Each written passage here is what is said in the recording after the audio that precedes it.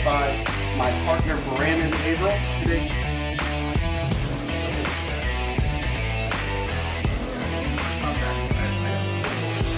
Disclaimer: Eric Averill and Brandon Averill are the co-founders of AWM Capital. Due to industry regulations, it's essential to explicitly state that investment or strategies mentioned on this podcast may not be suitable for you, and you should discuss your specific situation with a qualified, certified financial planner. All opinions expressed by podcast participants are solely their own opinions and do not reflect the opinion of AWM Capital or its affiliates.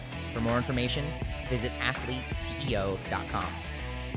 Taylor, well, I'm excited to have you on the Athlete CEO podcast. This is a fun interview for me for a few different reasons. Number one, we obviously go way back to playing in college, but just over years, you know how teammates lose touch, but you get to watch from afar. It's been a lot of fun to just watch your journey and the success that you've had. And before we started chatting, you know, once we press record, just hearing you've got 3 beautiful children, married, and life seems good. So thanks for spending some time today with us.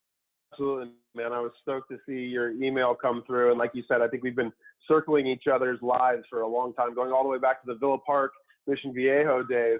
So we've existed both alongside each other in life, and then obviously the shared experience at ASU. And so definitely have been keeping up with what you've been going on with the Athlete CEO podcast and your finance stuff. So pleasure, man. Thanks for having me on. Great.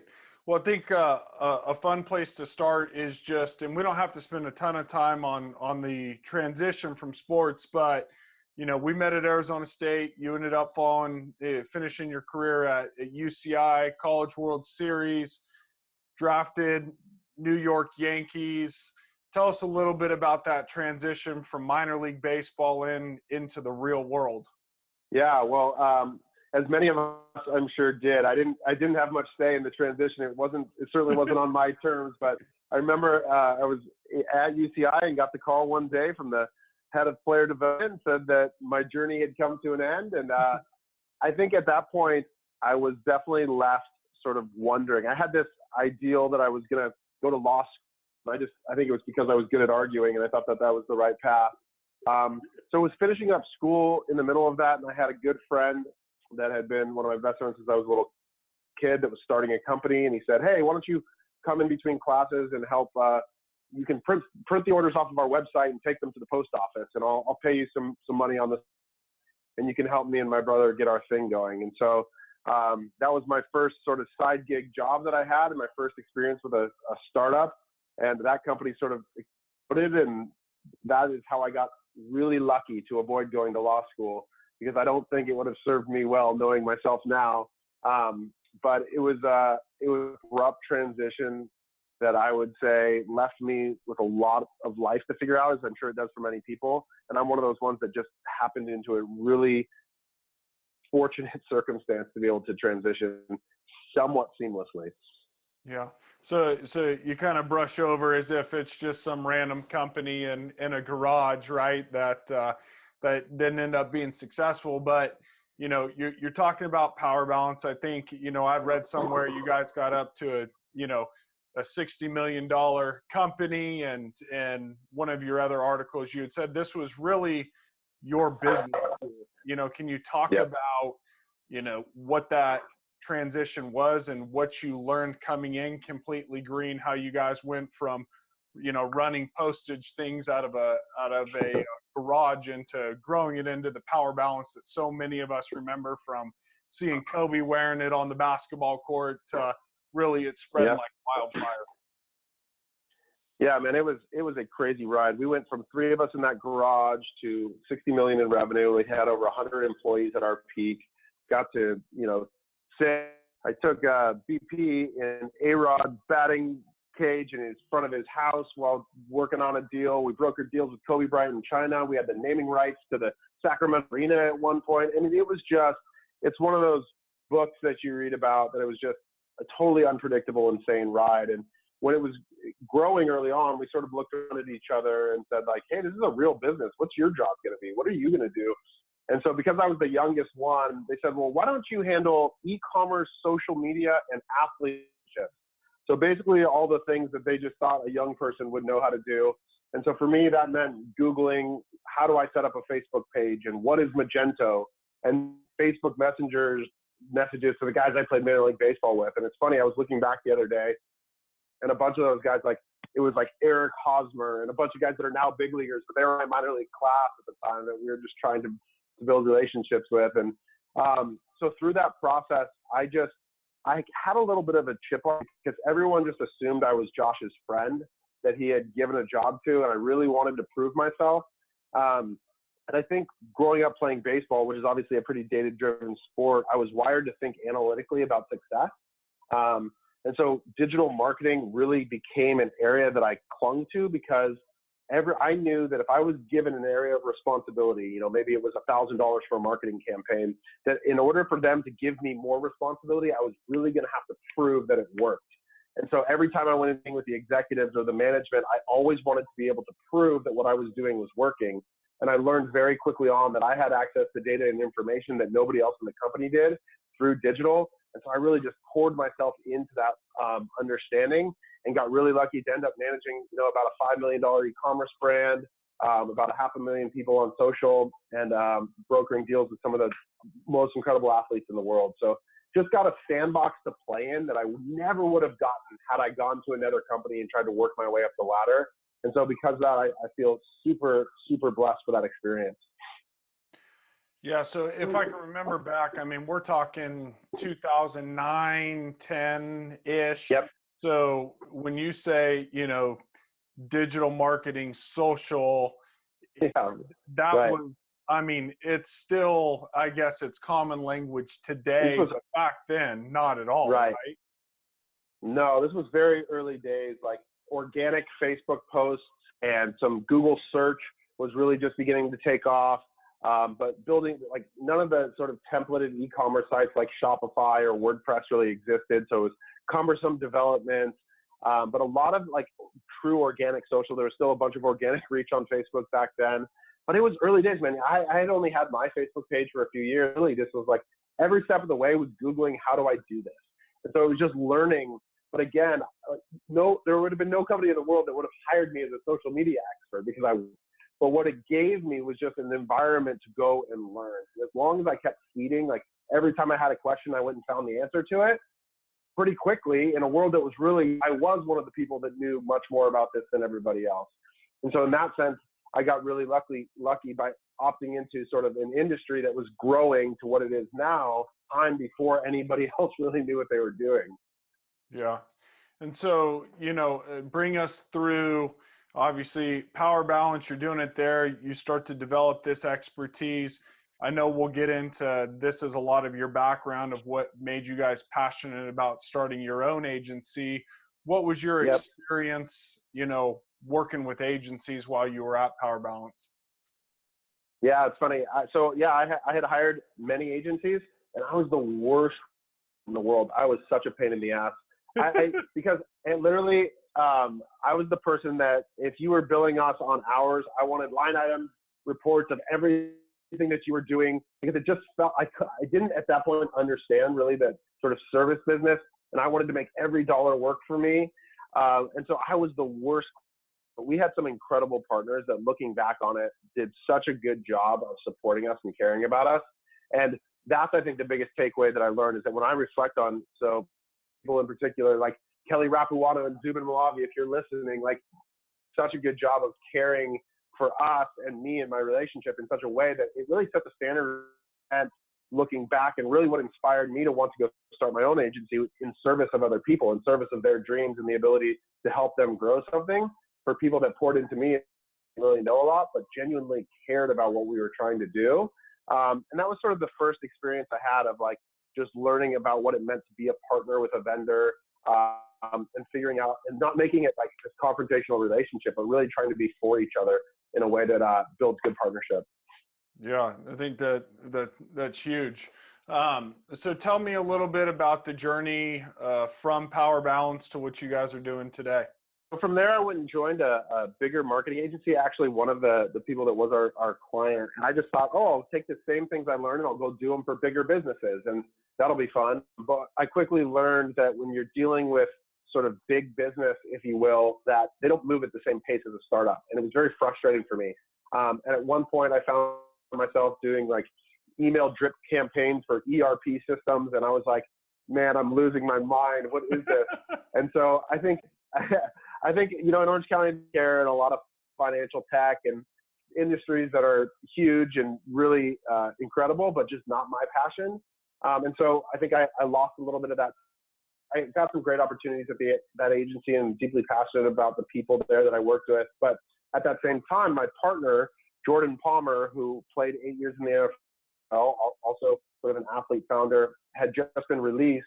And he came to me with a project for an apparel company that was in the baseball world. And he wanted help with his friend's project. And so he and I started working on this together. And what we quickly realized was that Jordan and I are sort of a perfect complement for each other, and that Jordan is a world-class networker. He can walk into any room and be the person that people want to talk to, and just knows everybody from his experience.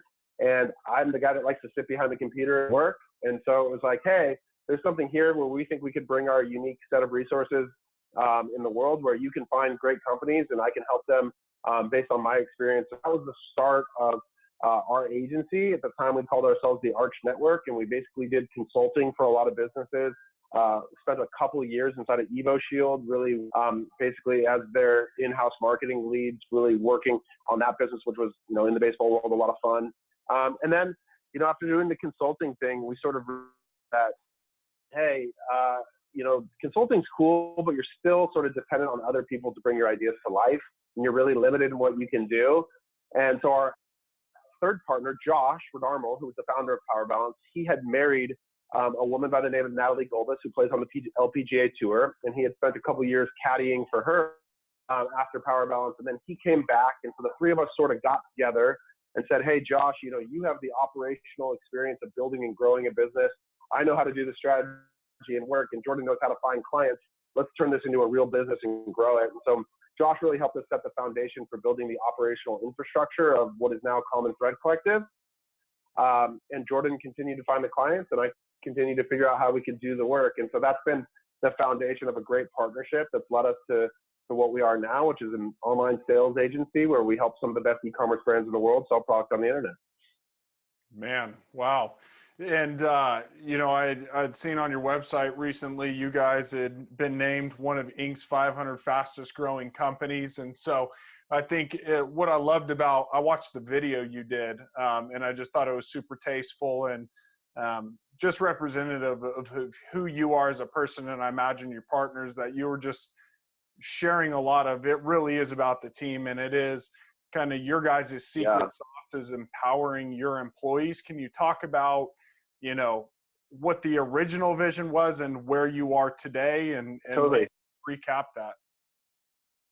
Yeah, that's so good. So when we started, we always had this dream of going back and being able to build our own brands.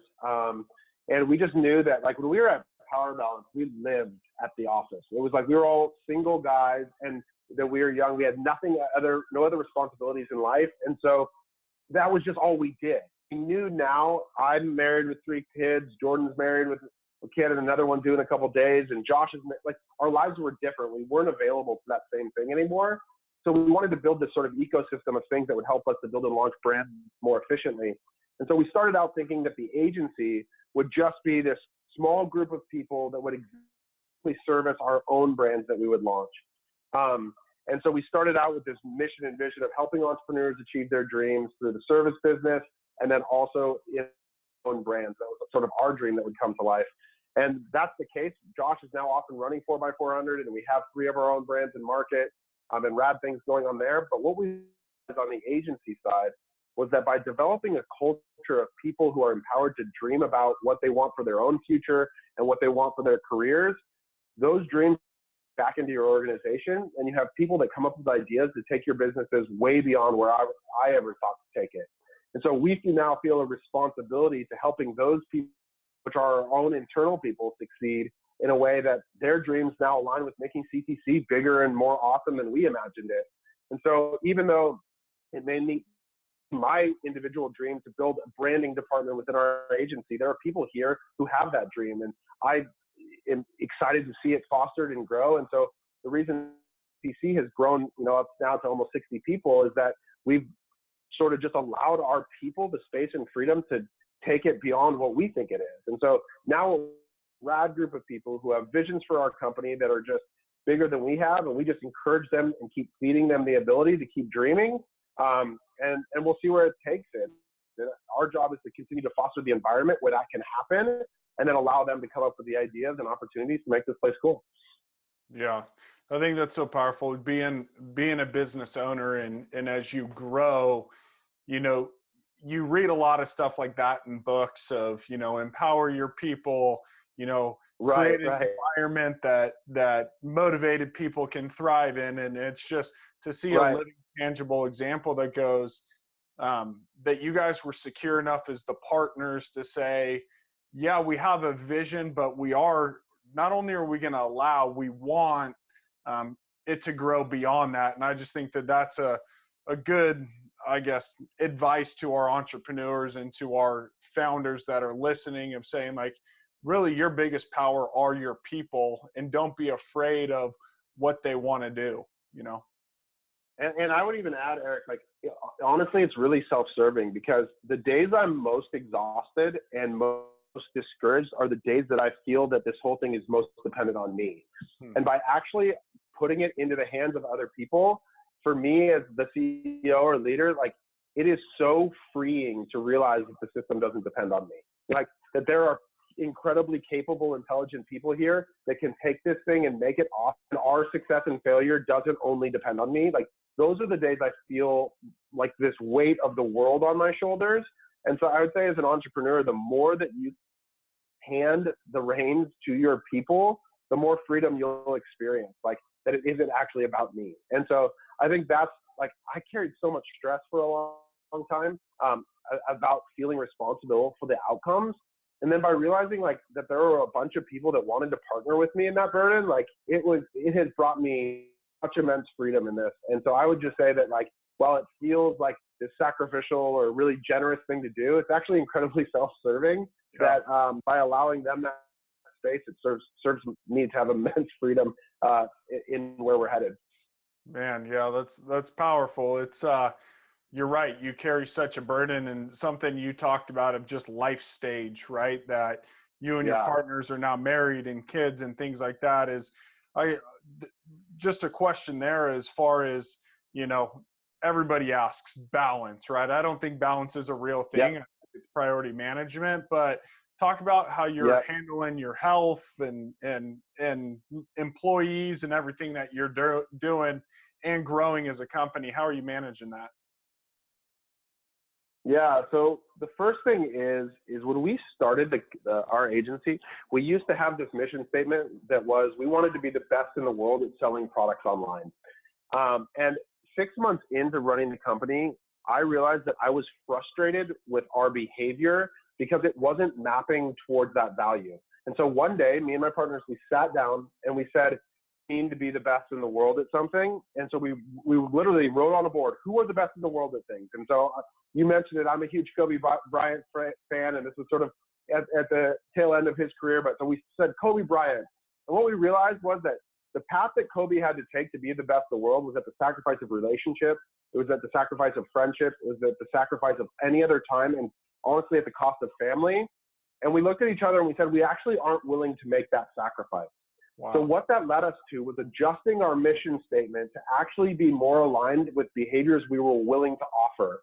And so that's where we got to this place of, our actual goal is about helping entrepreneurs achieve their dreams and investing in other people. And that switch was incredibly important for thinking about priorities and balance. Is that instead of holding this thing over our heads and then feeling bad that we weren't achieving it because it wasn't actually what we really wanted, we let go of this sort of like cultural thing that like told us we had to be the best in the world at something, which as an athlete, I think there's a lot of pressure for that, right? We actually said, no, let's throw that away and let's have an honest conversation about what we really want. And the reality is, we want to go home and be with our kids. We want to spend time with our wives. Like, those are important values to us.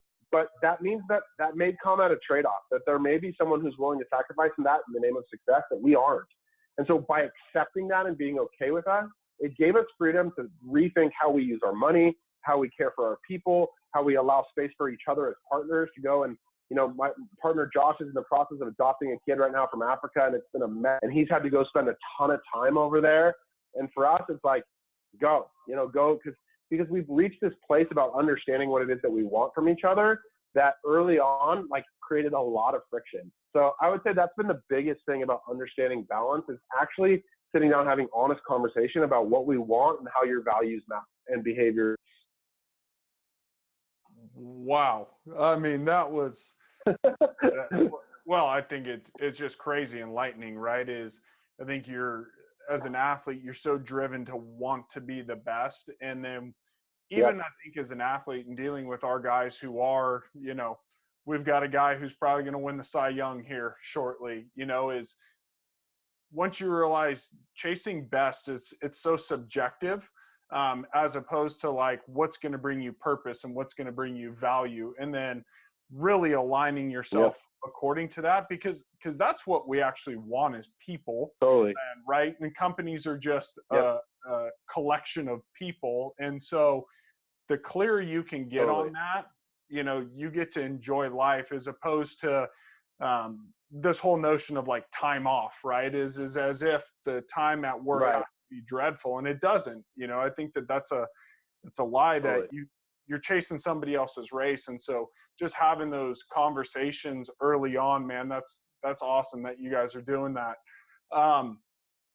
So transitioning to some advice for the athlete, you work with brands like North Face and Quelo and Lulu, and you represent a lot of these companies. And for the athlete who's looking at marketing off the field, or where, the term influencers thrown around, and I know you guys did an article on like who's more famous, the professional athlete or the influencer is. Can you talk about, here you are spending money for companies, like who are they trying to align themselves with, and what makes you attractive as an athlete? Yeah, that's such a great question. I think that the number one thing I would do is just audit your own life and what you care about. Like, because just like anything, if you actually, and I know this is sort of cliche to say, but if you authentically act the thing that you're promoting or marketing or advertising, it's going to be really much more meaningful, right? And so I think that if you think about whether it's, Martin Lynch and Skittles, or these things that are born out of genuine appreciation for the product, like we have this, one of our values at CTC is that there's room in marketing for the truth. And it's born out of like our just genuine disdain for Michael Jordan advertising for McDonald's. It's like, I think that's one of like the roots of the destruction of culture, is this idea that like, greatest athlete eats Big Macs is like so counterproductive to our society. Like, and so this question, and the reality is, as athletes, like there's lots of things at your home. I guarantee you there's some stupid blender or some like stock company that you genuinely go out and spend a bunch of money on, like that you should. And my partner Jordan's actually really, really great that he runs like quarterback camps for a lot of these young quarterbacks when he trains them. And he has done this. He has gone and audited the things in his life that he loves. So he's obsessed with these things called like Lumi Juice. He rides a Peloton every day. That in his own life, and that he has gone to the brand. Oh, another one, Kids Bop. You have kids. I don't know if you know what Kids Bop is. But Kids Bop is basically the pop radio station for kids that plays like pop hits. Jordan's an ambassador for them, because what he did is he called them and he said, look, I listen to your whole day, every day, and I care about you, and I'm going to talk about you on social, whether you like it or not. Help empower me to do that better on behalf of your brand. And you know what? The brand is stoked. He was front row the other day with his kid, because he's created a relationship where he says, I deeply care about this thing. I value it, and I want to help to make the brand better. Like, for a brand to get a call like that would be incredible. So I would say, like, genuinely audit the things that you are deeply passionate about, and then figure out a way to tell people about it, because I guarantee you're doing it in your everyday life. And I think that the brand and the relationships with influencers that work best are the ones that are actually connected to your true passion. So that's a really hard thing to identify as a marketing agent. A lot of times what we're trying to do is, like, we're building libraries of, like, hey, if we see someone posting or talking about things, we'll actually take those as ways that we can then go to brands and be like, look at this group of you have that actually work, which is why, like, our data, so we do a lot of Facebook advertising, and what we've seen more and more today is that the best influencers are actually power users of the product more so than famous people that you pay to talk about it. Like if you could get a video, like if I could pay for a video between some celebrity who knows how to say the name of the brand and doesn't really care about it versus like the person who spent the most money on your product over the last 12 months. And as an advertiser, you said, testimonial from the celebrity or from that power user, I'll take the power user all day because it's real. And that is way more powerful. Now, when you can combine those, you can combine influence with actual authentic care. Like that's when sort of the magic happens. Wow. So it's fascinating. You know, I think it makes so much sense because we all usually choose our stuff based off the recommendation, right, of a friend exactly. or someone that you trust. And so we can tell when it's authentic or it's not. And what's interesting is a lot of the conversations I have with our clients is, you know, they find it really difficult to create content for some of their strategic partners or their endorsements. Whereas what I hear you saying is it's like, no, if you're already an advocate and you're already using it, you're not going to have to think through how do I create content, you know? Now, exactly. You're just going to tell your story. Yeah. And so what would you say to, I mean, the short answer is I know what you would tell like sports agents, but you know, should players really be reaching out to brands that they love? And you know, I heard you say like if you're a company, they would love to actually hear from people like that. Is, you know, yeah,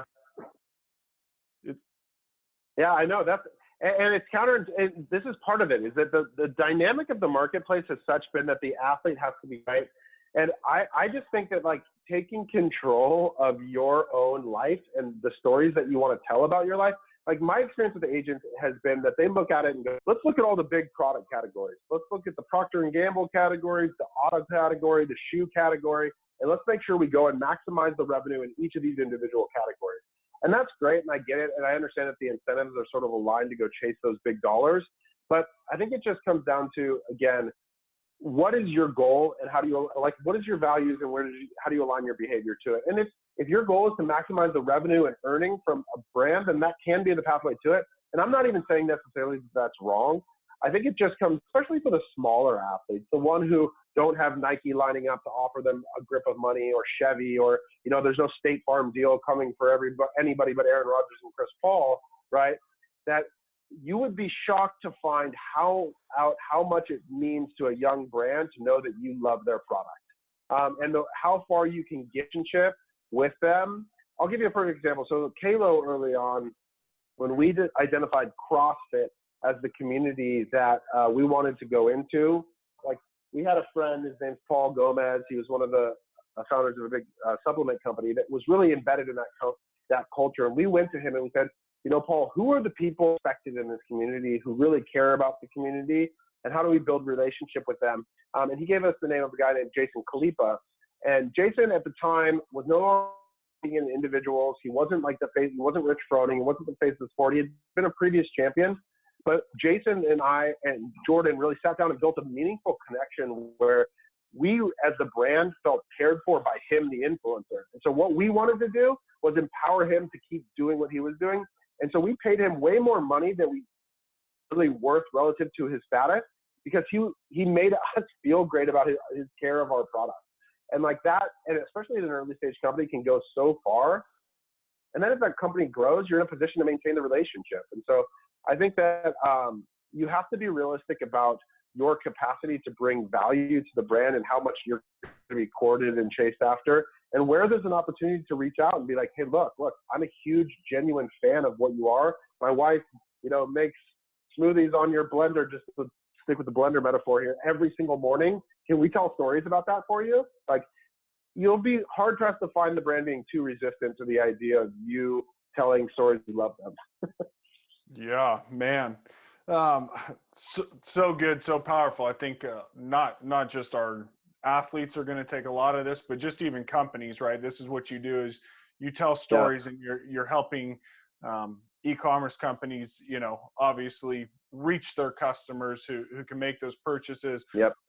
one of the other things is I love your guys' little video blog that you guys have going on. Like I could watch these videos for days, but one of the more interesting ones, and this is, this is a podcast about investing at times, but this kind of parallels Yep. to asking about platforms, is you did a video right after Facebook's earnings call, right? That people were frantically worried that Facebook was just going to plummet here with the privacy Yep. stuff and just their, new users percentage was shrinking.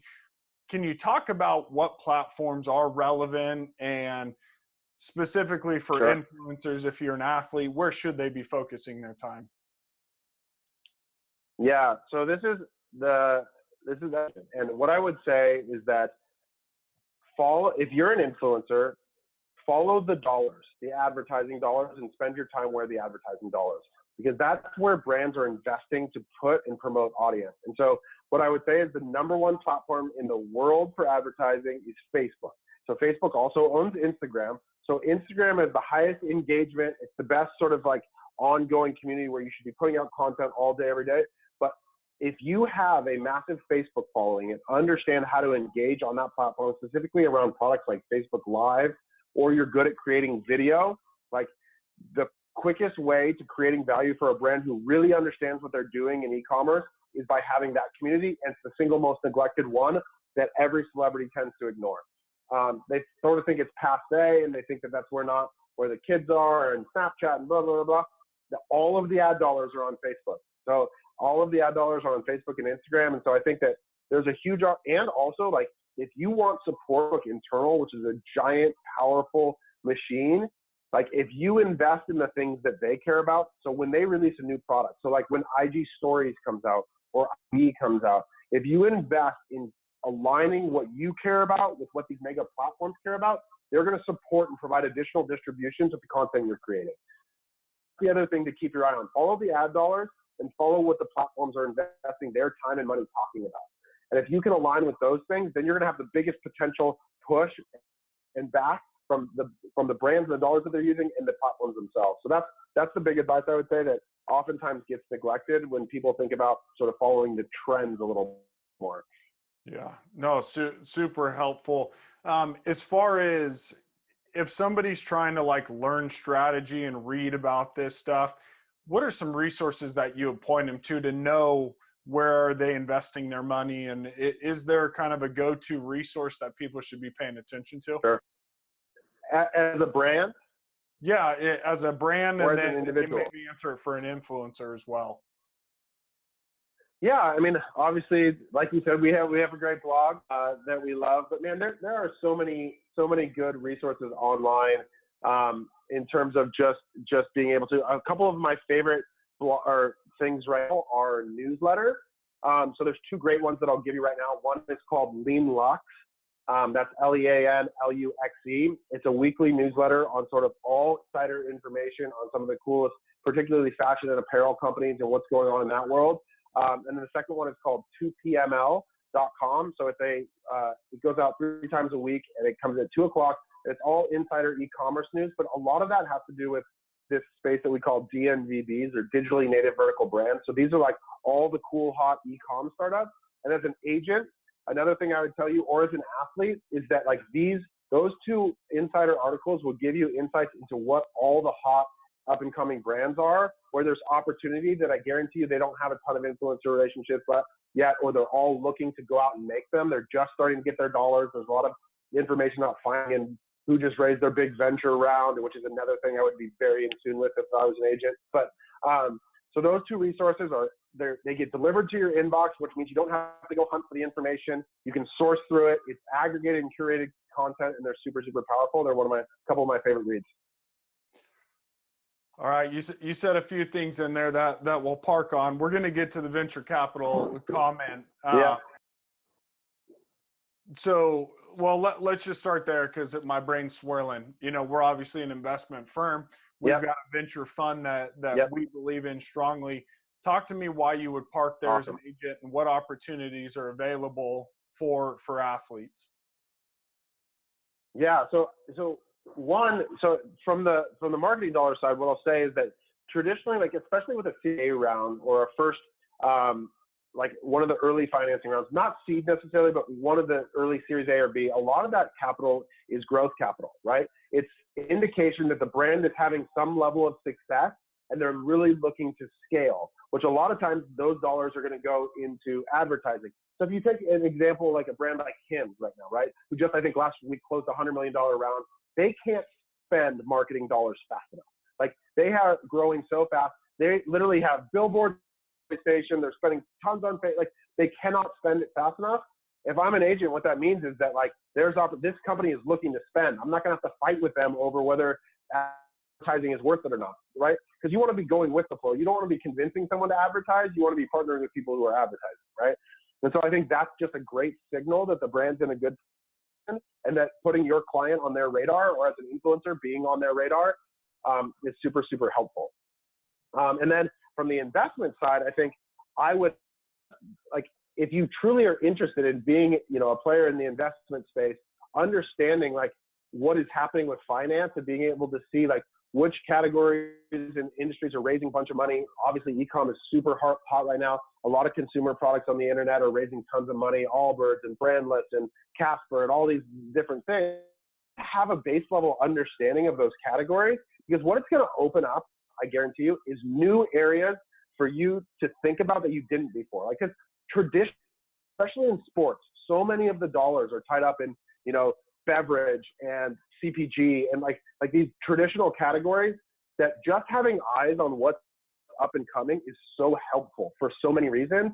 And to put back to your finance guy to be able to say like, hey, are there opportunities here for me to be involved in any of these in a meaningful way? And maybe one of them is a brand that you really love. Maybe you are that Peloton rider and you realize that they're just raising crypto money and you're curious if there's a way for you to get involved in it because you're passionate about it. So there's so many good. Crunchbase is another great resource to sort of be on and reading. So if you care about this at all as an athlete, like there's so much there that could really help you to differentiate yourself to a brand from so many other influencers. Yeah. So I know the natural question from our listeners are going to be, okay, I hear Taylor talking about he works with e-commerce brands. Who is your guys' ideal client? I know this is nowhere, like you never said, hey, Eric, can we pitch my company? But it's natural to go, Taylor knows what he's doing. He's launched his own company twice, who are your guys' ideal clients? And then, maybe we'll address, do you guys work with individual influencers, or if it's not you, is there something you would point them to? Yeah, absolutely. So great question. So at Common Thread Collective, our core clientele, I would say, is e-commerce brands doing north of $2 million. They're spending anywhere north of $30,000 a month in paid media. Like Common Thread Collective is a great resource for you. We also have a division of our business called 4x4, where we actually build and launch our own brands and also partner with or acquire existing brands. So if you're a solo entrepreneur and you've got a great product and you're looking for an ecosystem or resource to help you grow, we could also help in that way. And then in terms of individual influencers, we're not a representation agent, but what we will do is help. We have a library of awesome brands that if you are interested in sort of who we work with and what the potential is for us to bring opportunities to you on behalf of our clients, we always are interested in that, especially for people who are like actually interested in creating and telling stories. If that's you and you enjoy creating content through your handles, we would love to talk with you, and we can definitely bring deals to you as they come into us. So I'd say that's the three sort of areas that I think we could potentially be helpful with. Man, that's super helpful. For you as a company that has experienced, raising capital, whether it's a seed round or a family and friends, and just how do you look about investing? Obviously, the venture world, the word venture is risk. Like how do you think through that, and what opportunities are attractive to you, and how do you go about making your decisions? Totally. So one thing too that I'll say is, because we did just finish raising a round of financing for 4x400, and as an athlete, what I'll say is that over 50% of the round that we raised were people from in our network as playing as athletes. And so one of the things that, and this happened in my first year at Power Balance too, was like, do not underrate the ecosystem of people that you're developing relationships with while you're playing. Like the best thing that my partner Jordan did was that in his 8 years in the NFL, he understood entirely that the most money he would make was going to be in the relationships he was going to develop, not as he was never going to be a superstar quarterback, and he learned that early on. So I would say that, like, just as a note for your community, that has come back to be an immense value. Like one of our biggest financiers was one of the biggest alumni at UCI. That was a huge fan that we had developed a relationship with. So there's so much that network outside of what you're doing right now that's just a huge note that I'll throw out that I think is relevant for your community. And then in terms of venture, so the way that we think about it, and we've spent a lot of time developing a deep expertise in a pretty narrow industry. So we have an ecosystem that is all about helping people scale selling products on the internet, specifically products into like sort of an active lifestyle consumer base. You know, we launched Halo in partnership with their founders. So we have a lot of experience with that sort of demographic, obviously Power Balance, and now some of our own brands where we have built everything that we do around a very specific subset and criteria. So basically what I'm saying is that we believe that in investing, like our opportunity is to create an informational and expertise advantage in the things that we have. So I'm never going to be investing in a restaurant. So while yes, we still take venture bets, meaning that they're early stage, high risk, low probability of success, we try and mitigate that as much as we can by understanding what we're great at. And like I got a call the other day and I took the call because I'm an idiot and sometimes I get excited about a tequila company and we're looking at the thing, and at the end of it, it's like, no, like shiny light syndrome, we reject you. Like that's not who we are. Like staying in our lane and understanding what we're really great at, which is, you know, consumer products, that active lifestyle, somewhere between $50 and $150 with 75 points of margin. Like we have all this really set criteria around the products that we think are great and that we can be effective in selling. And so by constantly identifying that, checking ourselves against it, and having those guardrails really helps us avoid getting into stuff that we don't understand. Man, there's a lot of wisdom in there just of having criteria, right? You talked about guardrails and process, and we know this inherently as athletes, right? Of I can't do everything. I can't play all 9 positions, right? But I know within my skill set what I'm really good at doing, and if I hone my craft, I'm going to have a lot of success there, right? It's not everybody can do it, but you're gifted. And it's the same thing for you guys. You guys live in such a lane that you do have better information than we do. You have, you know, more expertise. Exactly. Yep. So especially in this venture world, it's so interesting that I'll watch other athletes or high net worth people make investments across 30 different industries, and you sit there and you go, right, you actually have no additional expertise. And so I think that that's really wise, especially guys in the clubhouse. When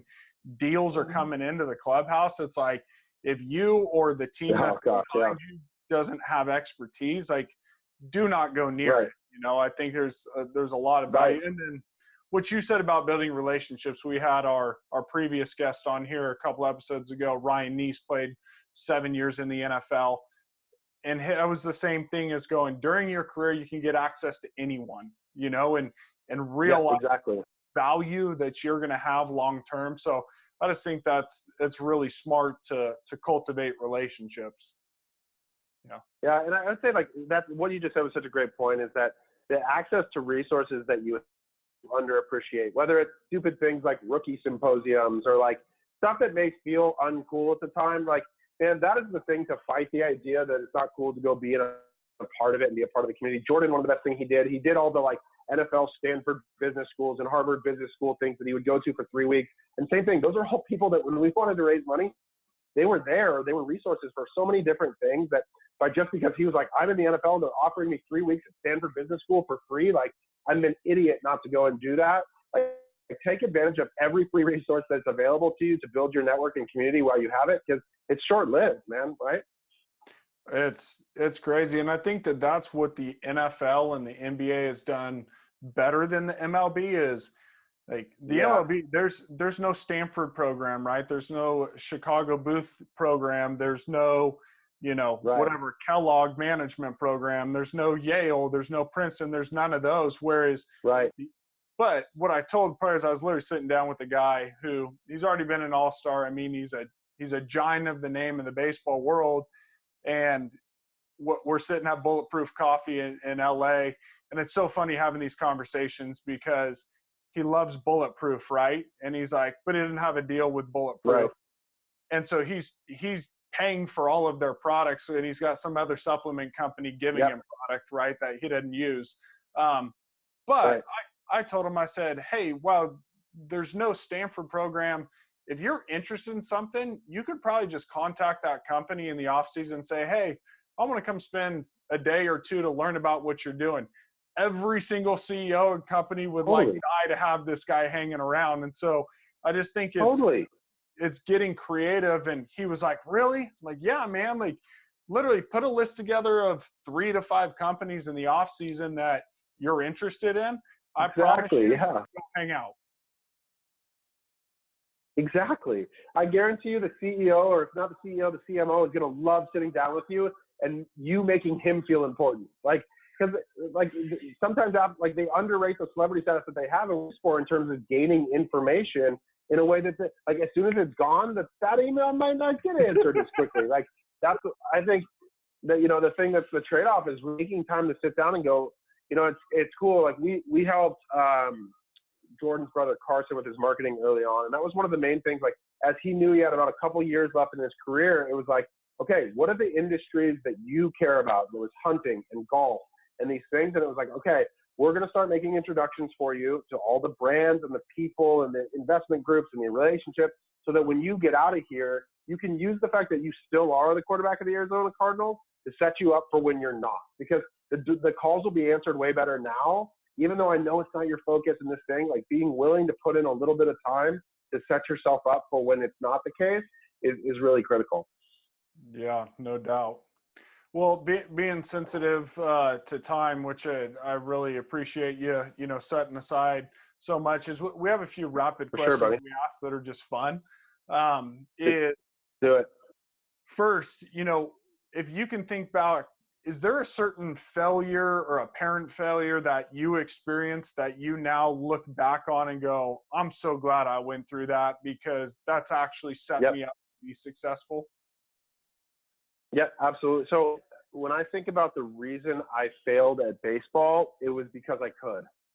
What I mean by that is that like I had so many options if I failed that like it wasn't if I succeed. And when I looked around at some of the guys I played with from the Dominican or these other things, like there was nothing else.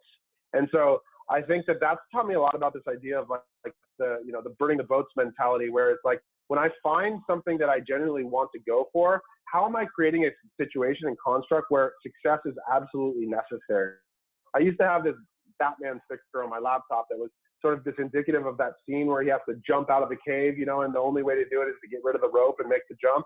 And I really believe that is that like if you can fail, you will. And so figuring out sort of how you remove that constraint from yourself to actually go for it and really like let go of everything else. It's my biggest regret about baseball is that I didn't approach it with this mindset that if I'm going to be here, I'm going to do it and I'm going to have to succeed. I kept thinking about what else I could be doing. And I think it ultimately cost me an opportunity to maybe make it further. So that's what I think I learned from that experience that has been helpful now. Man, I think that is so true, right? It's especially as an athlete when everybody would love to say, oh, we've got no regrets. But when I start to think of you, usually when you talk to guys that are on the bubble, we always say like the minute you got a foot out the door, you're done. You're done, Yep, exactly. That's good. Kind of favorite books, podcasts, resources that you're reading through now or listening to, or maybe ones that have had the biggest impact on you. Anything come to mind? Yeah, so I would say the last couple of books I read, and since the Athlete CEO podcast, I read The Hard Thing About Hard Things from Ben Horowitz, which was just an awesome read, super challenging. I think there's so many hard that you have to make in this position, and like he just lays it out in such an inspiring way. So I really appreciate it. appreciate that. I'm a huge fan of How I Built This, which is a podcast by Reid Hoffman from LinkedIn. Those are a couple of resources, and then the newsletters I threw out. Those are sort of the coming off the top of my head the things I've listened to most recently or read. Yeah, no, those are helpful. And for the listeners, I'll put all of these in the show notes. Everything that Taylor's mentioned, we'll make sure we have links in it. It's easy for you guys to be able to find. Last question is, if you could think of the best or the most worthwhile investment that you've made, whether it's investment of money, your time, your effort, a conversation, what's had the biggest impact on your life? Yeah, so we have a program at CTC that we offer our employees called TMYD, which is Tell Dreams. And we invested in a full-time therapist on staff that every one of our employees goes to every other week for 6 minutes. And it's a 9-month program that they go through to help them identify what it is that their dream is for their life, and then holding them accountable to making progress towards it. And this comes at a genuine actual cost to my pocket. Like, the hiring and investment in this person in this program is money that I do not pay myself. But it has absolutely been of everything I talked about when we were asking the question about the Inc. 500 of how did we fuel a culture where people are empowered to dream? We invested in a space for them to do it. And we actually, hey, you're going to go to this, and I don't care if your dream is to go be a zookeeper and it has nothing to do with CTC. This is your space to go be selfish. And I really believe that at a company, like, the relationship between you and your employees has to be symbiotic, where if I'm going to ask you to help me achieve my dream, I have to exist in service of yours. And that has been absolutely essential driver to our culture. That's a few $100,000 that I don't get to put in my bank account, but what it's had in terms of an impact and taking our business to a place that we didn't think it could go has been just absolutely immeasurable. Wow, I think that might be the best sales pitch of why to come to work for you guys. Do it. How did you guys come about that? Did you hire an outside group? Tell me a little bit more about that. So we sat around together, when we were really early on, and we said, why will people come work for us? We in Orange County, the best company, Stamps has the raddest office and a full-time chef.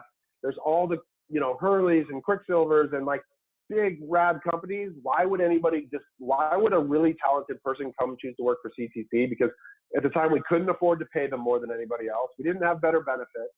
And so the answer that we came up with was that we thought we could care everybody else. That was the variable we could control. And so we knew we were going to have to continually put our money where our mouth is on that. And so we came up with this idea of saying that we would put real money and dollars towards their development of their career in a way that would be different than other places. And so it was a recruiting strategy early on that we had to try and answer that question of why would somebody come work for us?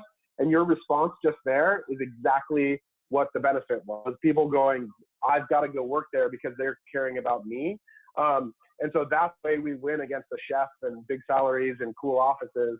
And so we started early on. We ran the program ourselves. We would meet with our employees and do it. And then we realized that we weren't totally equipped for it. And so we sought professional help. And I'm lucky enough to have a brother-in-law who's a marriage and family therapist who had a dream for starting a company that he Activate Culture, which is all about leadership development. So I partnered with him in the development of the program, and he manages it and runs it for our employees. So it's been a journey to get there. In the beginning, it was just sort of us taking time out of our day to go sit with people and hear about what they wanted for their life. That now has developed into something bigger. Man, well, that's awesome, dude. Well, I think that's a good place to end with. If people are going to want to know where can they learn more about you, Common Thread Collective, where can they apply for jobs now that everybody's going to want to work for you? Yeah, commonthreadco.com can get you to all those things. We have a cool podcast called Threading the Needle if you want to look that up on iTunes, and I'm just Taylor Holiday on any social platform. Awesome. Well, thanks, Taylor, for spending the afternoon with us. It's fun, and congrats on all the success and continued success. Thanks, buddy. It was great catching up. I appreciate the time and thoughtfulness of what you're doing. Take care. Yeah. And for listeners, thank you for spending an hour with us. And we will be back next week with another episode on the Athlete CEO podcast.